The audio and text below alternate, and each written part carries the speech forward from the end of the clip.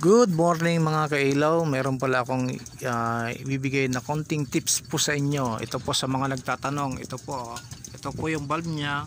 Ito yung tinututukan. Dito po nakakabit ang bulb. Nakaganon po yan siya sa mga beam. Tapos ito po ang glass.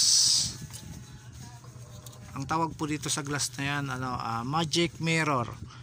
Ang napapansin ko po dito, karamihan sa nabubuksan ko po na moving heads, yung ganito po na magic mirror, karamihan po dyan nagka-crack po talaga. Kung hindi naman siya crack, mga ganyan lang po. Ayan. Minsan talagang crack po talaga ang mga magic mirror. Kasi sa sobrang init po yan mga kailaw. Yung mga nagtatanong bakit ganyan, yun talaga ang nakapapansin ko, yun ang madaling masira po sa kanya. Pero kung sa hanggang hindi po siya nababasag, pwede pa naman po siyang magamit. Kasi parang protection lang po yan para hindi masyadong sobrang init dito sa mga mga color wheel.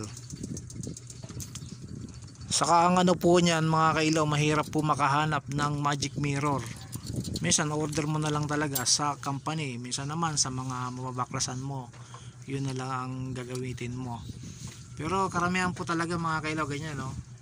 Ganyan ang nangyayari. Minsan crack. Pero okay pa naman yan mga kailaw, pwede pa naman po siya. Ito po, beam 380. Ganoon din sa mga beam 230. O yun mga kailaw.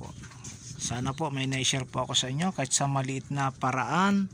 Huwag niyo pong kalimutang mag-subscribe para po sa mga dagdag na video na kailangan po nating i-upload.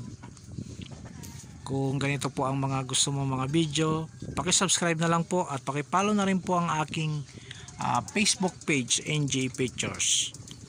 Yon, thank you for watching and God bless.